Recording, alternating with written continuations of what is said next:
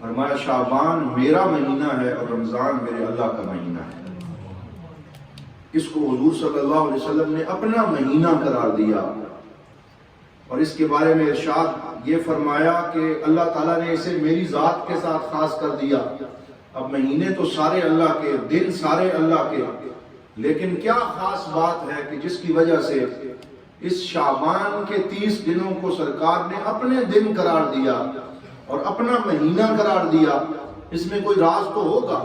تو علماء نے اس کے بہت سے رازوں میں سے سب سے بڑے راز کا انکشاف یہ کیا، اور حضور ضیاء الامت جسٹس پیر محمد کرم شاہ الازہری رحمۃ اللہ تعالی علیہ آپ نے لکھا، دیگر مفسرین نے لکھا کہ یہ وہ مہینہ ہے کہ آیت درود جسے کہتے ہیں وہ اللہ رب العزت نے اسی بابرکت مہینے میں اپنے نبی پہ نازل فرمائی ہے۔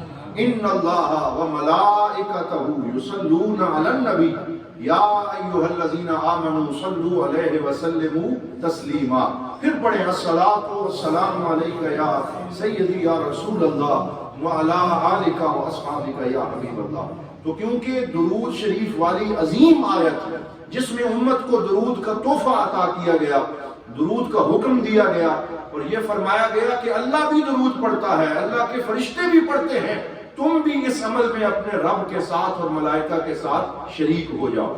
تو یہ وہ عظیم مہینہ ہے جس میں درود پاک کی عظیم دولت امت مسلمہ کو عطا کی گئی ہے۔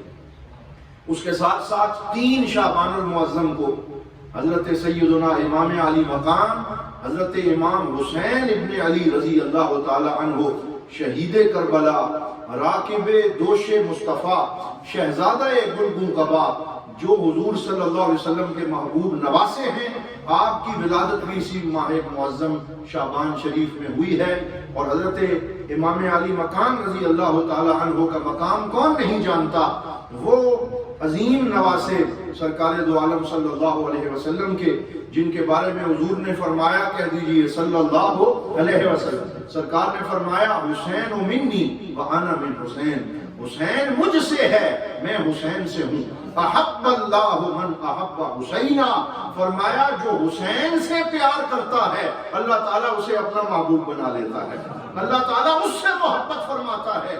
احب اللہ من احب حسینا، کتنی بڑی سند جو ہے وہ حضرت امام حسین رضی اللہ تعالی عنہ کی محبت میں عطا کی گئی، جنہیں سرکار کے پشت مبارک پہ سواری کا شرف حاصل ہوا، جنہیں سرکار کی زبان مبارک کو چوسنے کا شرف حاصل ہوا، جن کو سرکار نے اپنے کندھوں پہ سواری کروائی، وہ عظیم نواسے جن کو گود میں بٹھا کے سرکار نے جمعے کا خطبہ ارشاد فرمایا، اور جن کی ولادت پہ لاکھوں فرشتے حضور کی بارگاہ میں مبارک دینے کے لیے آئے کہ آپ کے عظیم نواسے کی ولادت ہوئی ہے، تو وہ بھی اسی مہینے میں تشریف لائے۔ ہم دعا کرتے ہیں اللہ تعالی ہمیں حضرت امام علی مقام کی سچی محبت عطا فرمائے، سچی غلامی عطا فرمائے، اس دنیا میں بھی اور حشر کے میدان میں بھی اللہ تعالی ہمیں انہی پیاروں کے جھنڈے کا سایہ عطا فرمائے۔ حضرات محترم، شعبان کے بارے میں حضور صلی اللہ علیہ وسلم نے جو احادیث فرمائی ہیں ان کے حوالے سے علماء فرماتے ہیں شعبان باب لرمضان، بوابۃ لرمضان، شعبان کا مہینہ رمضان کے لیے ایک باب کی مانند ہے، ایک دروازے کی مانند ہے، اور رمضان المبارک کی جو برکات ہیں ان کی تیاری کرنے کا یہ مہینہ ہے۔ اور حضور صلی اللہ علیہ وسلم نے اس مہینے کے بارے میں ایک خاص حدیث ارشاد فرمائی۔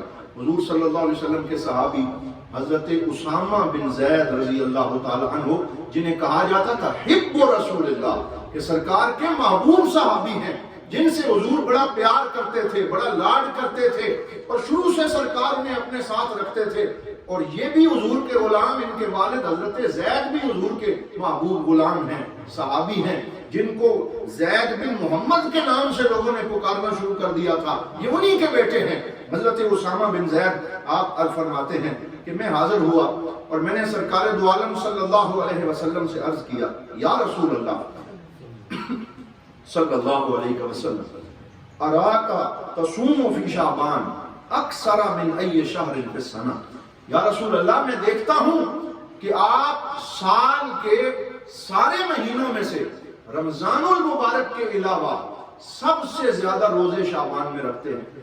شعبان میں کثرت سے روزوں کا اہتمام فرماتے، ہر روز روزہ رکھتے ہیں، اس کی کیا وجہ ہے؟ تو حضور صلی اللہ علیہ وسلم نے ارشاد فرمایا ھذا شہر یغفل عنہ کثیر من الناس بین رجب و رمضان، فرمایا رجب حرمت والا مہینہ، رمضان اللہ کا مہینہ، ان دو مہینوں کے درمیان یہ جو شعبان کا مہینہ آیا ہے، میں دیکھتا ہوں بہت سے لوگ اس سے غافل ہیں۔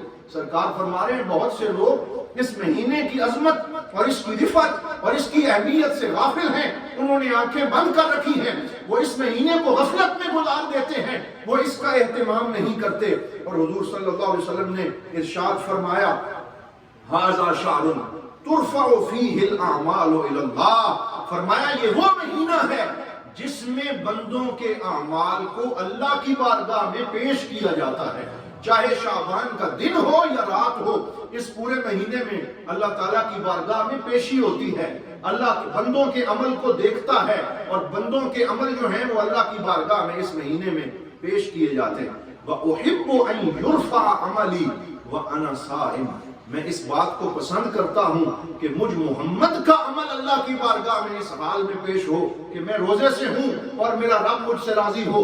اب حضور صلی اللہ علیہ وسلم تو ہر وقت ہی ان کا اللہ تعالیٰ کی محبت اور اللہ رب العزت کی بارگاہ میں قرب کا وقت ہے، لیکن اپنی امت کو سمجھانے کے لیے، اپنی امت کو میسج دینے کے لیے سرکار فرماتے ہیں کہ اس مہینے میں اس لیے روزے رکھتا ہوں کیونکہ اس مہینے میں اعمال کو اللہ کی بارگاہ میں پیش کیا جاتا ہے۔ یہاں میں آپ سے یہ عرض کرنا چاہتا ہوں، یہ کوئی عام سی بات نہیں ہے کہ اللہ کی بارگاہ میں بندوں کے عمل کو پیش کیا جانا، اور احادیث پاک کا نچوڑ یہ ہے کہ عرض الاعمال علی اللہ، یعنی عرض اعمال کہتے ہیں اللہ کی بارگاہ میں اعمال کی پیشی، اس کی دو قسمیں ہیں، ایک ہے عرض فی الدنیا، دوسرا عرض فی الآخرہ۔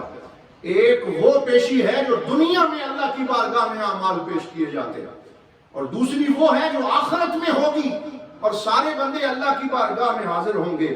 سرکار فرماتے ہیں دنیا میں 3 اوقات ایسے ہیں جن میں بندوں کے عمل اللہ کی بارگاہ میں پیش کیے جاتے ہیں، تمہاری نمازیں پیش کی جاتی ہیں، تمہارا سونا جاگنا اللہ کی بارگاہ میں پیش کیا جاتا ہے، کیا کارگزاری ہے، کیسے اوقات گزارتے ہو، یہ اللہ کی بارگاہ میں 3 اوقات میں پیش کیا جاتا ہے۔ پوچھا گیا وہ کون سے ہیں؟ تو ایک حدیث میں ارشاد فرمایا مرتین فی الاسبوع، ہفتے میں 2 دفعہ عمل پیش کیے جاتے ہیں۔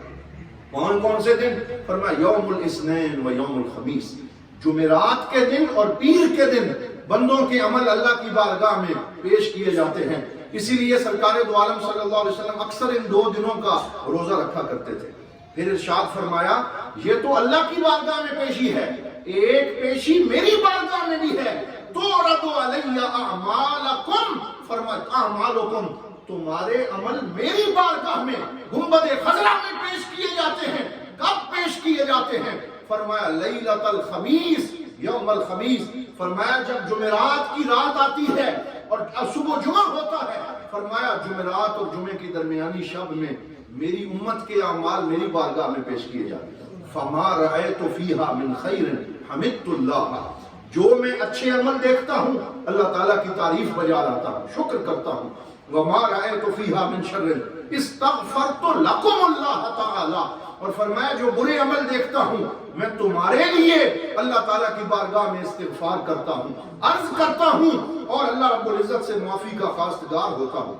تو یہ 2 دفعہ ہفتے میں اللہ کی بارگاہ میں، 1 دفعہ سرکار کی بارگاہ میں، اور تیسرا سرکار نے فرمایا سال میں 1 دفعہ شعبان کے اس مہینے میں اللہ رب العزت کی بارگاہ میں اعمال پیش کیے جاتے ہیں، پورے سال کی کارگزاری، رویے اور طرز عمل پیش کیے جاتے ہیں۔ اب یہاں سوال یہ پیدا ہوتا ہے کہ اللہ رب العزت کو اعمال پیش کیے جانے کی کیا ضرورت ہے؟ وہ تو ہمارا ظاہر بھی جانتا ہے، باطن بھی جانتا ہے، خلوت بھی جانتا ہے، جلوت بھی جانتا ہے، یا اللہ پھر یہ اعمال پیش کیے جانے کا مطلب کیا ہے؟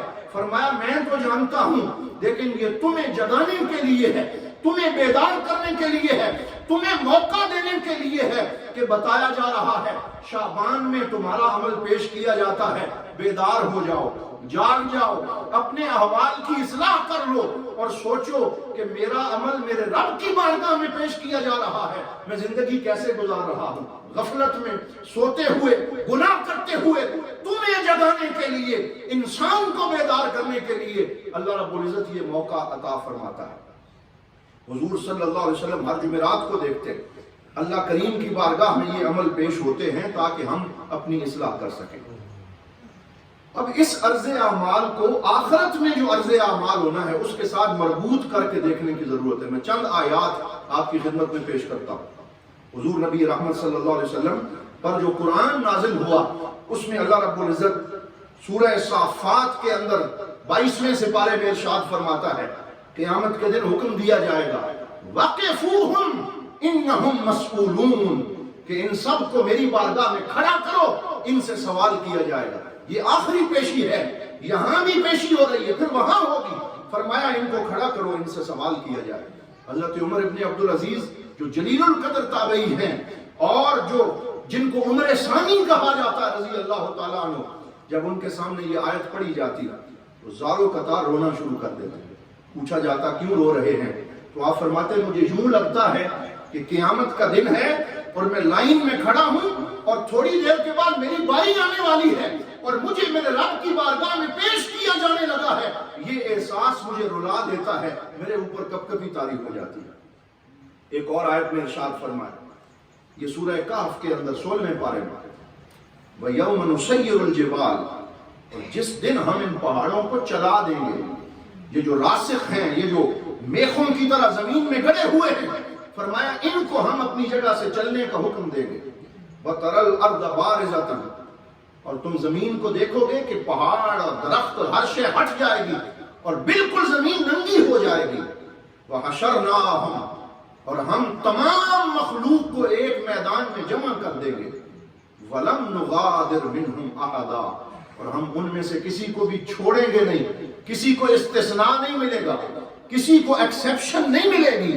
وَعُرِضُوا عَلَىٰ رَبِّكَ صَفًّا، فرمایا صف در صف پوری انسانیت اللہ کی بارگاہ میں پیش کر دی جائے گی۔ عَلَىٰ رَبِّكَ، اس میں کتنا لطف ہے۔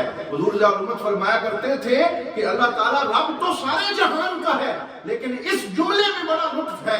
اللہ فرماتا ہے وَعُرِضُوا عَلَىٰ رَبِّكَ، اے حبیب تیرے رب کی بارگاہ میں پیش کیا جائے گا کہ میں رب تو سارے جہان کا ہوں، لیکن جو لطف تیرا رب ہونے میں ہے اور جو کمال تیرا رب ہونے میں ہے وہ کسی اور کا رب ہونے میں نہیں ہے۔ تو حضور صلی اللہ علیہ وسلم کو خاص طور پہ اس مقام سے نوازا گیا، پوری انسانیت کو پیش کیا جائے گا۔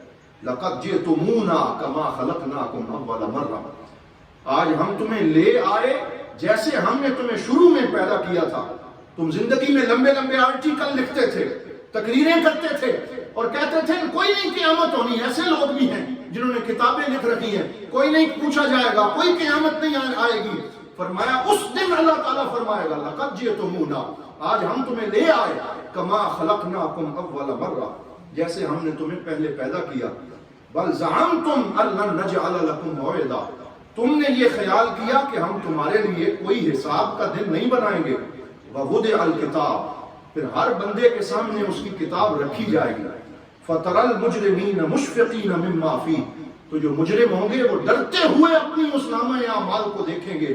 وَيَقُولُونَ، اور کہیں گے یا وَيْلَتَنَا، ہائے افسوس، ہائے بربادی، ہائے تباہی، مَا لِهَٰذَا الْكِتَابِ، یہ کیسی کتاب ہے، لَا يُغَادِرُ صَغِيرَةً وَلَا كَبِيرَةً، اس نے نہ ہمارے کسی بڑے عمل کو چھوڑا نہ چھوٹے کو چھوڑا، ہمارا ہنسنا، ہمارا بولنا، ہمارا کھانا، ہمارا سونا، ہمارا جاگنا، ہماری ہر حرکت آج ہمارے سامنے لکھی ہوئی ہے، اس کتاب کے اندر موجود ہے۔ لا یغادر صغیرۃ ولا کبیرۃ الا احصاها، یہ تو ہر شے کو شمار کر کے سامنے رکھ دیا گیا۔ ووجدوا ما عملوا حاضرا، جو عمل کیا ہوگا اپنے سامنے حاضر پائیں گے۔ ولا یظلم ربک احدا، اور تیرا رب کسی پہ ظلم کرتا نہیں ہے۔ تو یہ پورا ایک منظرنامہ اللہ رب العزت نے بیان کیا ہے۔ اب میں آپ سے یہ عرض کرتا ہوں کہ ایک عمل کی پیشی ہے جمعرات کو، ایک ہے پیر کے دن، ایک ہے سرکار کی بارگاہ میں، ایک ہے شعبان کے مہینے میں، اور ایک پیشی آخرت کے میدان میں ہے۔ ان دونوں میں فرق کیا ہے؟ فرق یہ ہے کہ وہ پیشی جو ہوگی اس میں سارے حاضر ہوں گے اور حاضری کا احساس بھی ہوگا، اور یہ جو پیشی شعبان میں ہوتی ہے اس میں آزادی ملی ہوئی ہے اور ہم اس میں حاضر نہیں ہیں، ہمیں اس پیشی کا احساس نہیں ہے، یہ پہلا فرق ہے۔ اور دوسرا بڑا فرق یہ ہے کہ جب وہ آخری لاسٹ ججمنٹ اور وہ جو پیشی ہو جائے گی، اس کے بعد موقع نہیں دیا جائے گا۔ بندہ کہے گا مجھے ایک دفعہ پھر بھیج دے، پھر موقع دے گے، فرمایا جائے گا موقع ختم ہو گیا۔ شعبان کی پیشی ایسی ہے کہ جس میں اللہ کی رحمت بھی ٹھانٹے مار رہی ہے کہ تیرے عمل پیش کیے جا رہے ہیں، ساتھ اصلاح کا موقع دیا جا رہا ہے۔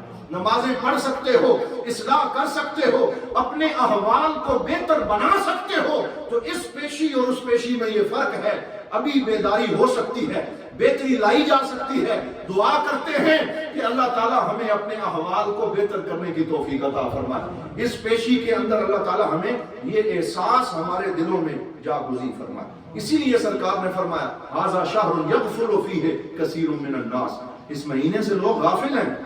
یہ سرکار فرما رہے ہیں، کہہ دو صلی اللہ علیہ وسلم، اس سے لوگ غافل ہیں، لوگوں کو پتہ نہیں ہے کہ اس مہینے سے کتنا بڑا فائدہ ہم اٹھا سکتے ہیں، کتنی بڑی اصلاح ہم اپنی کر سکتے ہیں۔ اللہ رب العزت ارشاد فرماتا جب وہ دن آئے گا یوم تجد کل نفس ما عملت من خیر محضرا، وہ ایسا دن ہوگا جب ہر نفس، ہر جان جو اس نے عمل کیا ہوگا اچھا، اسے اپنے سامنے حاضر پائے۔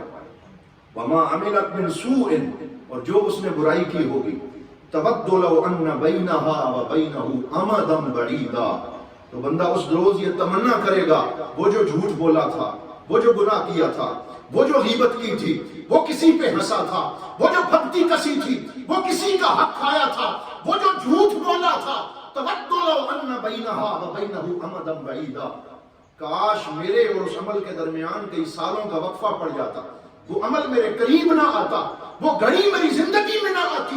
اس دن بندہ یہ جو ہے وہ آرزو کرے گا۔ وَيُحَذِّرُكُمُ اللَّهُ نَفْسًا، اللہ تعالیٰ تمہیں اپنے عذاب سے ڈراتا اور خبردار کرتا۔ وَاللَّهُ رَؤُوفٌ بِالْعِبَادِ، ساتھ اپنی رحمت، فرمایا اللہ تعالیٰ اپنے بندوں پہ رؤوف ہے، اور اس کے رؤوف ہونے کا مطلب یہ ہے کہ اللہ تعالیٰ کھول کھول کے اپنی نشانیاں پہلے سے تمہیں بتا رہا ہے۔ اور پھر فرمایا وَكُلَّ إِنسَانٍ الزمناہ، یہ سورۃ الاسراء معراج والی سورت 15ویں سپارے میں ارشاد ہوتا ہے وَكُلَّ إِنسَانٍ أَلْزَمْنَاهُ طَائِرَهُ فِي عُنُقِهِ۔